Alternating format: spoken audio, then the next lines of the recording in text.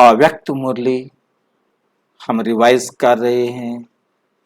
आज है 70वीं अव्यक्त मुरली। आज की मुरली का विषय है दृष्टि से सृष्टि की रचना।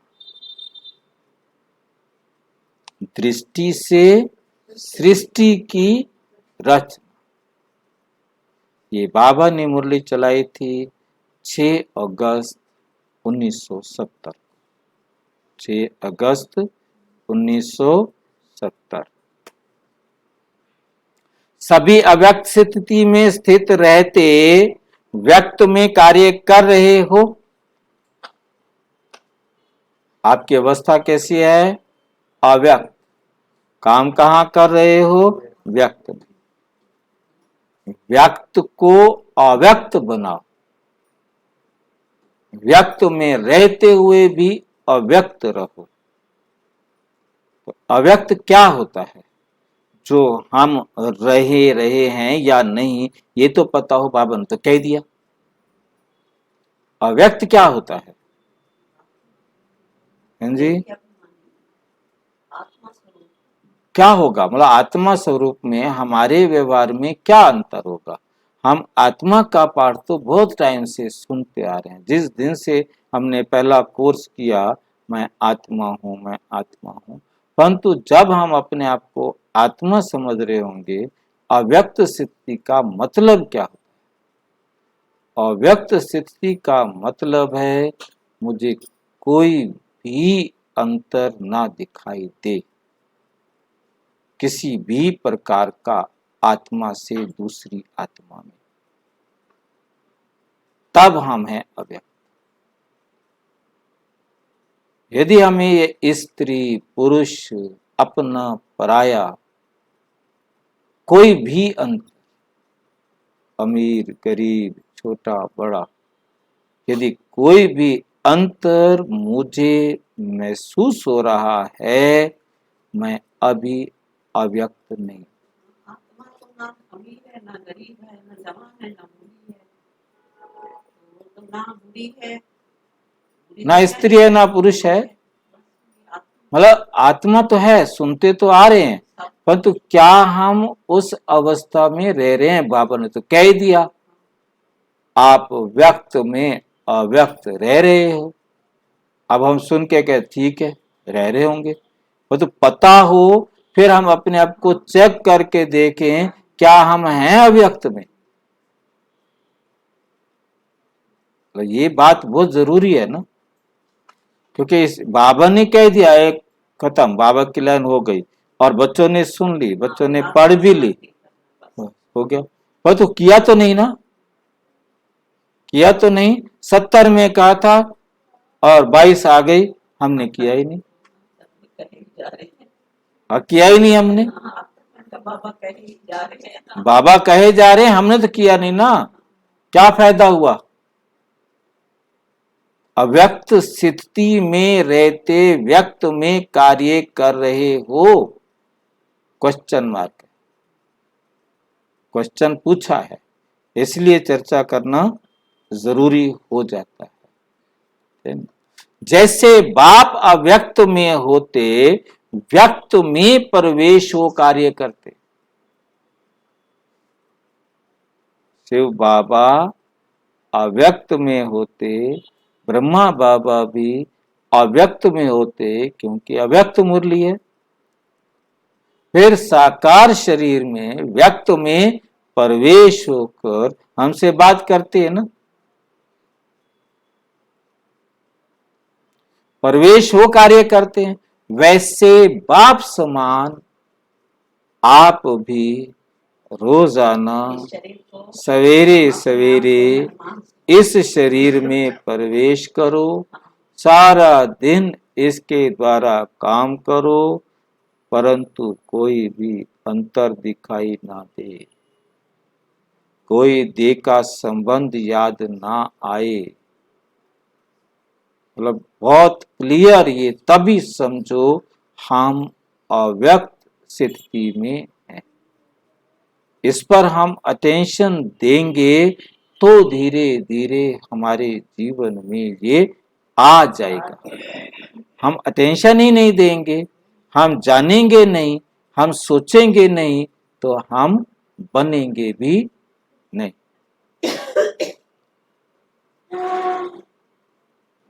बाप समान बनेंगे तभी औरों को भी बाप समान बना सकेंगे।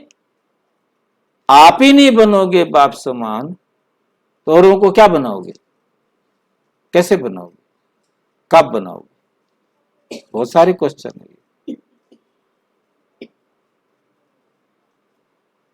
अपने आप से पूछो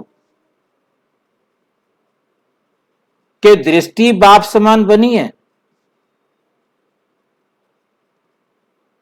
दृष्टि बाप समान बनी है?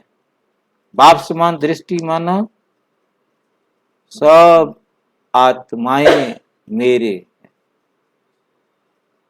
सब आत्माएं मेरे।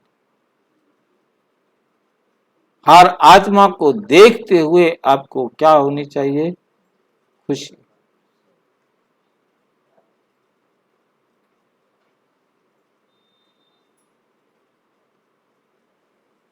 वाणी और संकल्प बाप समान बने? बाप को क्या स्मृति में रहता है? अपना पूछ रहे हैं ताकि हमें पता चले तो फिर हम वैसे बने। बाप को क्या स्मृति में रहता है जानते हो? क्वेश्चन है। बाप की स्मृति में सदैव क्या रहता है और आपकी स्मृति में सदैव क्या रहता है? क्या अंतर है? क्वेश्चन ही पूछे जाएगा, बताएगा तो नहीं, है ना? इतनी देर लगा दी पहली आप पूछ। आंसर हमारे आंसर जो भी है, समान स्मृति होती है, अभी तक भी क्वेश्चन है। कोई स्मृति रहती है कि कोई भी नहीं रहती? कोई स्मृति नहीं रहती। स्मृति रहती है या स्मृति से भी परे हो? बाबा क्या क्या पूछ रहे हैं, ढेर सारे क्वेश्चन पूछे जा रहे हैं लगातार। स्मृति भी आज स्मृति में रहते हो या स्मृति से भी परे हो? कोई बात में बाप के समान आपकी स्मृति रहती है? नहीं पूछ रहे हैं बाबा, नहीं। अंत तक स्मृति में समानता आ जाएगी? पूछ रहे हैं। अंत तक बाप समान स्मृति आ जाएगी, समानता आ जाएगी? बच्चों ने कहा नंबर वार। बच्चों ने कहा नंबर वार। फर्स्ट बच्चे और बाप में फर्क रहेगा? Question mark. फर्स्ट बच्चे और बाप में फर्क रहेगा? क्वेश्चन पूछा है। मतलब सीधा ब्रह्मा बाबा और शिव बाबा आमने सामने। हाँ। अब क्वेश्चन का आंसर कौन देवे? बाप दादा में फर्क रहेगा? अभी भी क्वेश्चन है। समानता आ जाएगी। पहले बच्चे में और बाप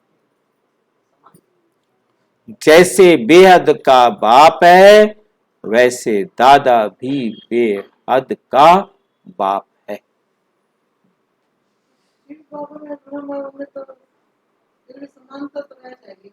समानता आ जाएगी। जब समानता होगी तभी तो उसे कहेंगे 100% 16 कला संपूर्ण। और किसी को तो 16 नहीं कहा, राधा को नहीं कहा 16 कला। राधा को 16 कला नहीं कहा, नारायण को 16 कला नहीं कहा। ये वंडरफुल बात है, भक्ति मार्ग की बात है ये, कि भक्ति मार्ग में भी सिवाय कृष्ण के और किसी को 16 कला नहीं, वो भी बनते ही 16 कला अगले सेकेंड 12 से गिरना शुरू। हाँ, जो भी मतलब हम समझ सकते हैं इसको, बनते ही 100% बाप समान, बनते ही 1 सेकंड में बाप समान, और कृष्ण के रूप में जन्म, अब गिरना शुरू, अब गिरना, क्योंकि कृष्ण पहली आत्मा है जो सबसे पहले निर्विकारी जन्म लेती है। ये मुरली के शब्द, लेट लेती है ना, नहीं नंबर कम है ना, तभी तो नीचे आई है ना, पॉइंट में कुछ कमी है तभी तो लेट आई है, चाहे 1 घंटा लेट आए। इनको ऊपर रखा, किनको? जगदम्बा के मेले भी इनको अपने से ऊपर रखा, माताओं को। नहीं मैं समझा नहीं। ब्रह्मा बाबा ने अपने आप को महत्व नहीं दिया ज्यादा, माताओं को दिया ज्यादा। उससे कोई फर्क नहीं पर पड़ता। अच्छा मेले इनके लगते हैं ज्यादा। हाँ, जगदम्बा के उससे कोई फर्क नहीं पड़ता, महान भी है। जो है वो तो रहेगा ना, वो अब चेंज तो नहीं होगा। हाँ, ये तो इन्होंने वैसे महत्व दिया ज्यादा अपने आप को, मैं तो दे के आगे बढ़ाया ना, आगे बढ़ाने की। जब कोई आगे बढ़ाते हैं तो खुद तो बढ़ ही जाता है ना। बाबा कहते आप दूसरों को आगे बढ़ाओगे तुम तो बढ़ ही गए ना। तो बाबा ही सबसे पहले निर्विकारी जन्म लेते हैं कृष्ण के रूप में, और फिर बाकी सब बाद में। सोचो ना कि 2 के बाद 5 साल बाद दादी प्रकाश मणि ने लिया। जब तक दोनों ने आसपास ही लिया, हाँ, एक ही दिन। मैंने बताया कल चर्चा हुई थी ना हमारी इस पर, कि वो प्रकाश मणि दादी ने ये राज बहुत वंडरफुल खोला हुआ है कि एडवांस पार्टी वाले और एडवांस स्टेज वाले हम सारे भाई बहने नीचे एक दूसरे के संपर्क में रहते हैं, परंतु हम एक दूसरे को पहचानते नहीं, हम एक दूसरे को पहचानते नहीं। जब हम ऊपर आते हैं तो हम इस वर्तमान जो ब्रह्मा कुमारीज में हमारा रूप था उस रूप में मिलते हैं। तो ब्रह्मा बाबा भी उस रूप में आते हैं, कृष्ण के रूप में नहीं आते, ठीक नहीं। और जो भी भाई बहन है वो सारे के सारे, चाहे वो एडवांस पार्टी में है चाहे वो एडवांस स्टेज में है, वो हम ऊपर मीटिंग में आते हैं। दादी ने कहा बाबा हमें वर्क देते हैं, हम उस वर्क को लेकर नीचे जाकर इकट्ठे करते हैं, परंतु नीचे हम एक दूसरे को पहचानते। तो दादी ने ये राज बड़ा वंडरफुल खोला, ये राज बहुत वंडरफुल है, मतलब बहुत क्लियर है।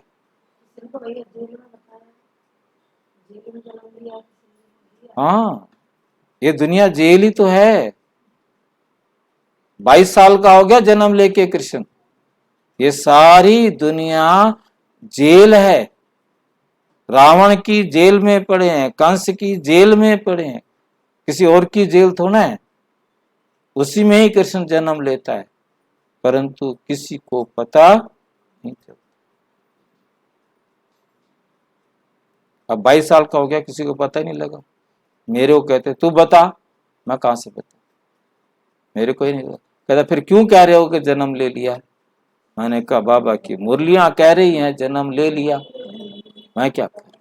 अब कृष्ण बाबा मेरे सामने आवे तो मैं पकड़ के पूछूं तूने ऐसे बोला है, बता कहाँ है। नहीं, तो बाबा मेरे सामने आता नहीं, मेरा रोल नहीं उसको पकड़ने। ठीक है, बाकी मानो आपकी मर्जी, ना मानो आपकी मर्जी। अब समय नजदीक है, पुरुषार्थ कर लो और बन। जैसे बेहद का बाप है वैसे दादा भी बेहद का बाप। वह है बेहद आत्माओं का बाप और ब्रह्मा है बेहद बेहद हाँ जीव आत्माओं का बाप। ब्रह्मा है बेहद मनुष्य जीव आत्माओं का बाप। उसके साथ मनुष्य शब्द लगाया है मुरली में, मनुष्य जीव आत्माओं का बाप। शिव बाबा है, हाँ हाँ, इसलिए बाबा ने मनुष्य शब्द लगाया है ना। और शिव बाबा है आत्माओं का बाप, उसमें सारी आत्माएं, चाहे वो पशु पक्षी जीव जंतु कोई भी, कोई आत्मा तो आत्मा ही है। जैसे समानता आ जाएगी, जैसे बेहद का बाप है वैसे दादा भी बेहद का बाप है। बाप दादा के समीप समानता होनी चाहिए, जितनी जितनी समीपता उतनी समानता। जितना समीप होगा उतना समान होगा, या जितना समान होगा उतना समीप होगा। अंत में अब बच्चे भी अपनी रचना के रचयिता बनकर प्रैक्टिकल में अनुभव करेंगे। जैसे बाप को रचना को देखकर रचयिता के स्वरूप की स्मृति स्वतः आती है ना, जैसे बाप को रचना को देख रचयिता के स्वरूप की स्मृति स्वतः रहती है, ऐसी स्टेज नंबर वार बच्चों की भी आनी है। दृष्टि से सृष्टि रचने आती है, पहले पूछ रहे हैं फिर समझाएंगे। आपकी रचना कैसी है? कुख की व नैनों की? दृष्टि से रचना रचेंगे, ये जो कहावत है कि दृष्टि से सृष्टि बनेगी, ऐसा दृष्टि जिससे सृष्टि बदल जाए, ऐसी दृष्टि में दिव्यता अनुभव करते हो। दृष्टि धोखा भी देती है और दृष्टि पतितों को पावन भी करती है। दृष्टि बदलने से सृष्टि बदल जाती है, सृष्टि ही बदल जाती है। तो दृष्टि कहां तक बदली है? दृष्टि कहां तक बदली है? दृष्टि क्या बदलनी होती है? फिर पूछ रहे, दृष्टि क्या बदलनी होती है, ये मालूम है? आत्मिक दृष्टि बनानी है। आत्मिक दृष्टि, दिव्य दृष्टि और अलौकिक दृष्टि बनी है।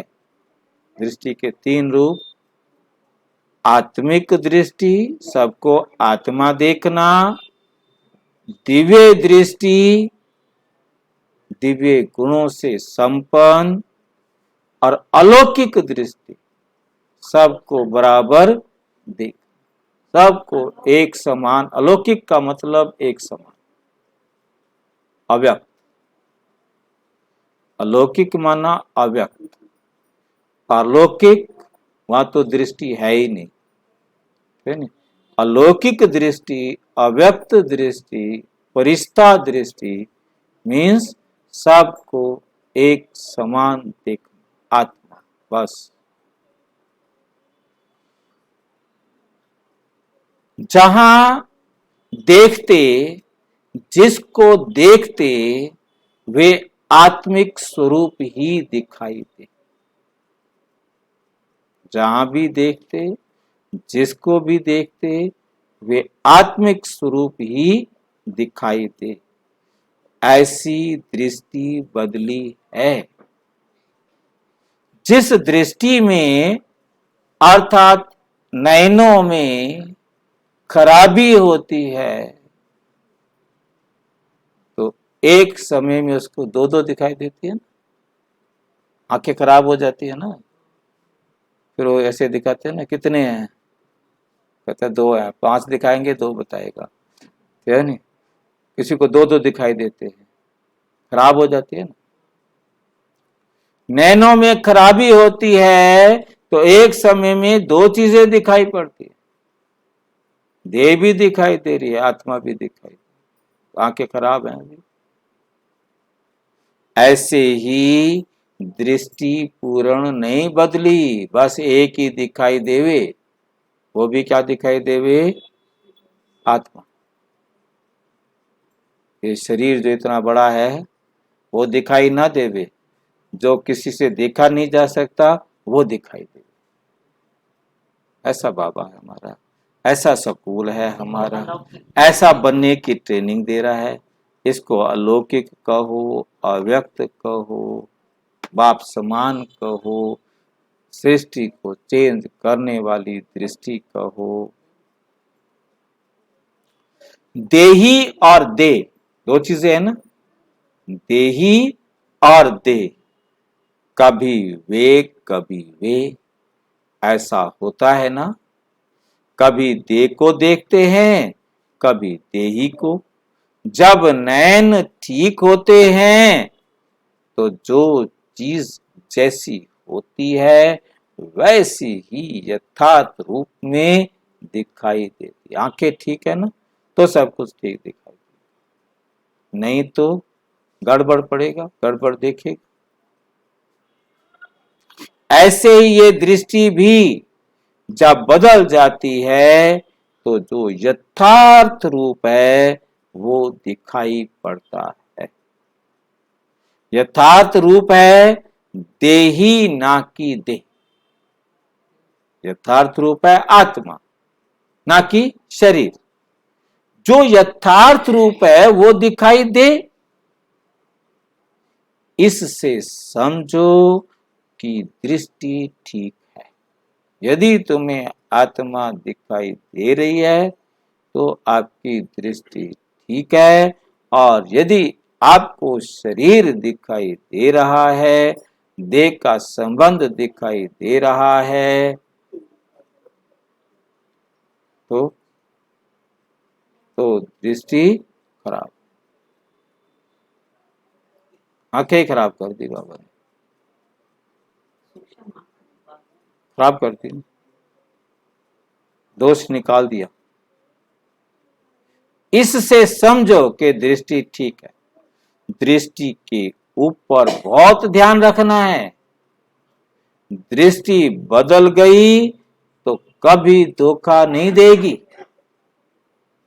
दृष्टि सुधर गई, सबको आत्मा देखने लग गई तो कभी धोखा नहीं देगी। साक्षात्कार दृष्टि से ही करेंगे, और एक एक की दृष्टि में अपने यथार्थ रूप और यथार्थ घर तथा यथार्थ राजधानी देखें। आपकी दृष्टि से क्या देखेंगे,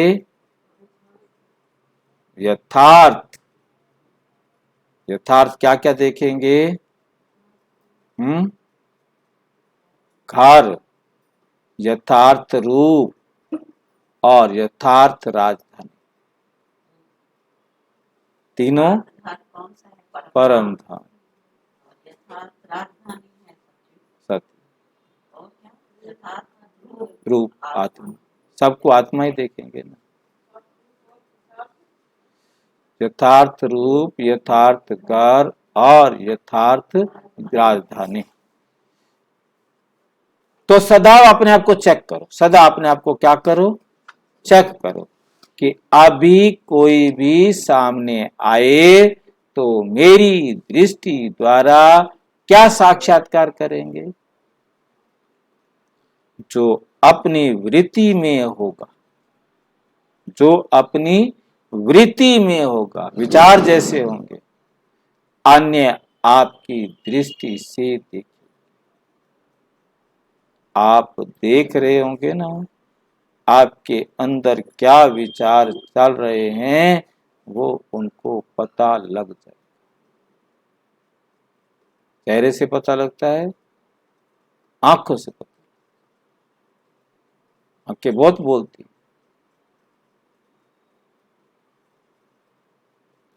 अगर वृत्ति देह अभिमान की है, चंचल है, तो आपकी दृष्टि से समझ जाएंगे, सामने वाला समझ जाएगा ना, साक्षात्कार भी उसको ऐसा समझ जाएगा कि इसके अंदर क्या है। तो औरों की भी दृष्टि वृत्ति चंचल होगी। आपकी दृष्टि खराब, आपकी खराब दृष्टि को सामने वाले ने देखा, उसकी दृष्टि भी खराब, और आपकी दृष्टि शुद्ध, तो सामने वाला आपकी पवित्र दृष्टि को देख ऑटोमेटिक पवित्र बनेगा। यथार्थ साक्षात्कार कर नहीं सकेंगे यदि आपकी दृष्टि खराब है, तो यथार्थ साक्षात्कार नहीं कर सकेंगे। ये समझते हो, इन्हों की ट्रेनिंग है ना।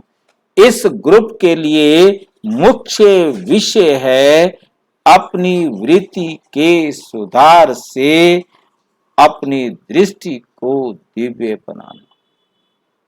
पहले अपने विचार शुद्ध करो, विचार आपके शुद्ध होंगे तो दृष्टि भी शुद्ध। वृत्ति खराब है, बाबा ने कहा आज कि आपके विचार ही गंदे हैं, तो आपकी दृष्टि गंदी देखेगी और सामने वाला भी गंद समझेगा। आपने गंद देखा तो गंद बन गया, विकर्म का खाता बन गया ना, अकर्म का खाता तो नहीं बना। क्या आपके मन में गंध है, आपकी दृष्टि गंध अभिव्यक्त कर रही है, सामने वाला गंध देख रहा है, तो कहां से अच्छा संबंध बने। विकर्म का खाता बन गया। अपनी वृत्ति के सुधार से, अपने विचारों को सुधारो, अपनी वृत्ति के सुधार से अपनी दृष्टि को दिव्य बनाना। कहां तक बनी है? नहीं बनी तो क्यों नहीं बनी है? जवाब दे दो भाई। नहीं बनी तो क्यों नहीं बनी, इस पर इन्हों को स्पष्ट समझाना। बाबा दादियों से कह रहे हैं कि जो कोर्स करने आए हैं, भट्टी में आए हैं, इनको अच्छी तरह समझाना। सृष्टि ना बदलने का कारण है दृष्टि का ना बदलना, और दृष्टि ना बदलने का कारण है, दृष्टि ना बदलने का कारण है वृत्ति का ना बदलना। दृष्टि बदल जाए तो सृष्टि भी बदल जाए।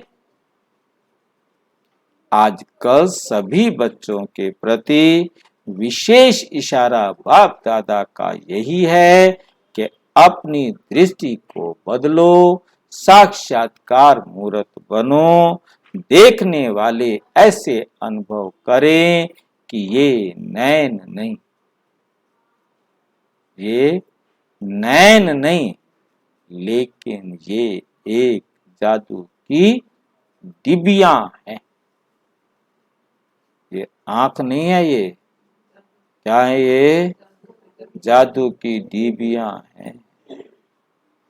जैसे जादू की डिब्बी में भिन्न भिन्न नजारे देखते हैं, वैसे आपके नैनों में दिव्य रंगत देखे, दिव्य रंगत देखे, अनोखी,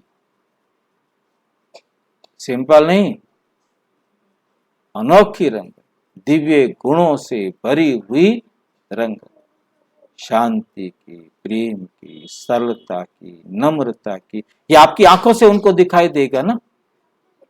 जो आपकी वृत्ति जैसी होगी, वैसे उनको दिखाई देगा ना। नैन साक्षात्कार के साधन बन जाएं। ये ग्रुप मालूम है कौन सा ग्रुप है? इनमें विशेषता क्या है? सारे विश्व के अंदर विशेष आत्माएं हो। ऐसे तो नहीं समझते हो कि हम साधारण हैं। ऐसे कभी नहीं समझना, ऐसे कभी नहीं समझना। सारे विश्व के अंदर विशेष आत्माएं कौन है? अगर आप विशेष आत्माएं ना होती तो बाप ने अपना क्यों बनाया होता? अपने में विशेष आत्मा समझने से विशेषता आएगी, और अगर साधारण समझेंगी तो कर्तव्य भी साधारण करेंगी। एक एक आत्मा अपने को विशेष समझ औरों में भी विशेषता लानी है, औरों में भी विशेषता लानी है। तुम विशेष आत्माएं हो। ये नशा ईश्वरीय नशा है, देह अभिमान का नशा नहीं। ईश्वरीय नशा सदैव नयनों से दिखाई दे तो इस ग्रुप की विशेषता क्या है? आप अपने ग्रुप की विशेषता समझती हो? कोरा कागज है। कईयों ने विभिन्न बातें सुनाई। इस ग्रुप का टाइटल तो बहुत बड़ा है। इस ग्रुप का टाइटल तो बहुत बड़ा है। ट्रेनिंग के बाद यही गुण कायम रहे, ये भी ट्रेनिंग चाहिए। अभी तो विशेषताएं बहुत अच्छी सुन रही हो। कोरे कागज पर जो कुछ लिखा जाता है वो स्पष्ट होता है। जितना स्पष्ट उतना श्रेष्ठ। अगर स्पष्टता में कमी है तो श्रेष्ठता में भी कमी। और कुछ मिक्स नहीं करना है। कोई मिक्स बहुत करते हैं। इससे क्या होता है? यथार्थ रूप भी अयथार्थ हो जाता है। और हमने कलर लगा दिया चश्मे पे तो फिर तो गड़बड़ हो जाएगी ना। वही ज्ञान की बातें माया का रूप बन जाती। इसलिए इस ग्रुप की ये विशेषता चित्र में दिखाई दे कि ये ग्रुप सदा स्पष्ट और श्रेष्ठ, स्पष्ट और श्रेष्ठ रहा। सदैव अपने यथार्थ रूप में रहे। जो बाप जैसी है उस रूप से जानकर, जो बात जैसी है उस रूप में जानकर धारण करनी है और चलते चलना है। ये है स्पष्टता। इस ग्रुप को बाप दादा क्या टाइटल देते हैं? जैसे कहावत है, बड़े मियाँ छोटे मियाँ सुभान अल्लाह। समान। लेकिन बाप दादा कहते हैं छोटे तो समान अल्लाह। सभी बातों में कदम कदम में समानता रखो। लेकिन समानता कैसे आएगी? समानता के लिए दो बातें ध्यान में रखना है। साकार रूप में क्या विशेषता थी? ब्रह्मा बाबा में क्या विशेषता थी? एक तो सदैव अपने को आधार मूर्त समझो। सारे विश्व के आधार मूर्त इससे क्या होगा कि जो भी कर्म करेंगे जिम्मेवारी से करेंगे, अलबेलापन नहीं रहेगा। जैसे बाप दादा सर्व के आधार मूर्त हैं, वैसे हर एक बच्चा विश्व के आधार मूर्त हैं। जो कर्म आप करेंगे वे सभी करेंगे। संगम पर जो रस्म चलती है भक्ति मार्ग में बदल कर चलती है। सारे विश्व के आप आधार मूर्त हो। हर एक को अपने को आधार मूर्त समझना है और दूसरा क्या समझना है, उद्धार मूर्त बनना है। जितना आप औरों का उद्धार करेंगे औरों का भी उद्धार कर सकेंगे। अपना उद्धार करेंगे तो औरों का भी उद्धार कर सकेंगे। जितना औरों का उद्धार करेंगे उतना अपना भी उद्धार करेंगे। रिसाइकल हो गया। अपना उद्धार नहीं करेंगे तो औरों का कैसे करेंगे। औरों का उद्धार तब करेंगे जब अपने को उद्धार मूर्त समझेंगे और बनेंगे। छोटे होते भी कर्तव्य बाप के समान करना है, ये याद रखने से समानता आएगी। फिर जो इस ग्रुप का टाइटल दिया है छोटा बाप समान, छोटा बाप समान, वे प्रत्यक्ष दिखाई पड़ेगा, ये भूलना नहीं। अच्छा, अब क्या करना है, टीका लगाना है। ये टीका भी साधारण टीका नहीं। टीका किस लिए लगाते हैं मालूम है? क्योंकि भट्टी में आए ना तो बाबा सबको तिलक लगाते हैं एक एक। टीका सौभाग्य की निशानी है। जो बातें सुनी उन बातों में टिकने की निशानी है टीका। जो बाबा ने सुनाया उसमें टिक जाओ तो टीका लग गया। टीका भी मस्तक में टिक जाता है ना, तो बुद्धि में ये बातें टिक जाए। कैसे जोड़ा है? ये बातें बुद्धि में टिक जाएं तो समझो कि आपको टीका लग गया। टीका दिया जाता है, इसलिए ये टीका दिया जाता है। और किस लिए? कईयों ने अपना विचार सुनाया। बाप दादा जो सुनाएंगे तो वो और है।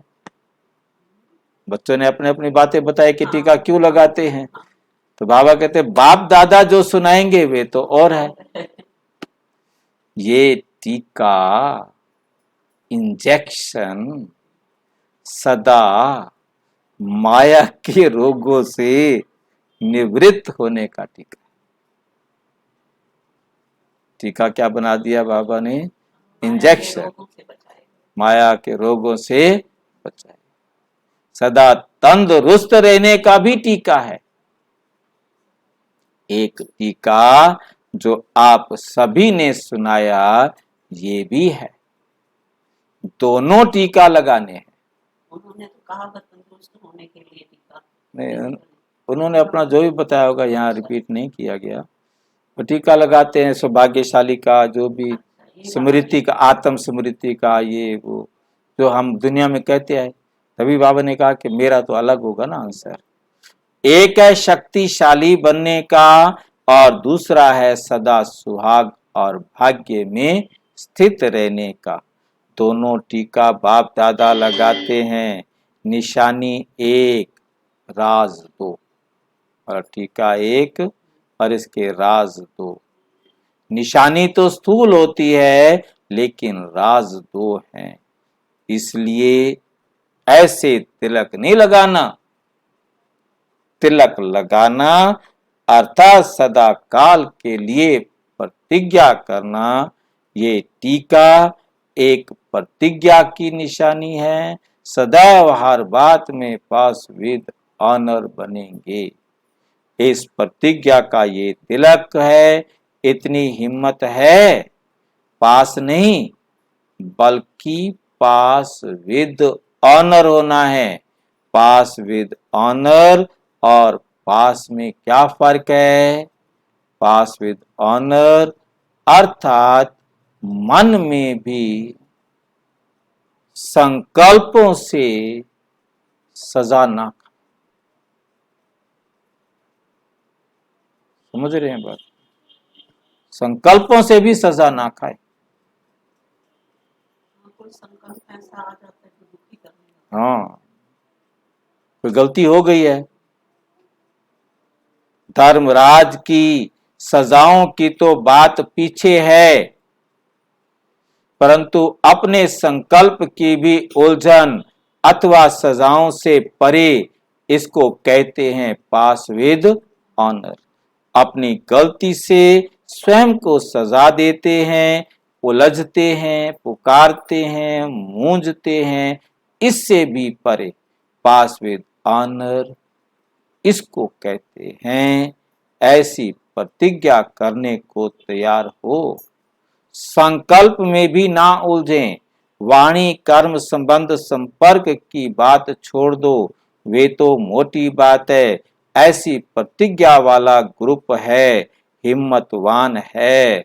हिम्मत कायम रहेगी तो सर्व मददगार पत्ते रहेंगे। सहयोगी बनेंगे तो स्नेह मिलता रहेगा। जैसे वृक्ष में जो कोमल और छोटे पत्ते निकलते हैं वो बहुत प्रिय लगते हैं, लेकिन चिड़िया भी कोमल पत्तों को ही खाती है। सिर्फ प्यारे रहना किसके? बाप दादा के, ना कि माया रूपी चिड़ियों के। तो ये भी कोमल पत्ते हैं।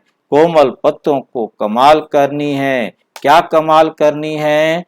अपने ईश्वरीय चरित्र के ऊपर सर्व को आकर्षित करना है, अपने ऊपर नहीं। किस पर? ईश्वरीय चरित्र पर, चरित्र के ऊपर। इस ग्रुप के ऊपर पूरा ध्यान है।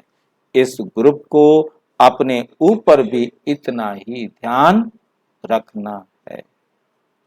अच्छा, विस्तार से जानने के लिए प्रजापिता ब्रह्मा कुमारी ईश्वरीय विश्वविद्यालय के किसी भी सेवा केंद्र पर संपर्क करें, और यदि कोई प्रश्न है तो 9213106986 पर केवल टेलीग्राम करें। 9650692270 पर केवल व्हाट्सएप करें, फोन नहीं। ओम शांति।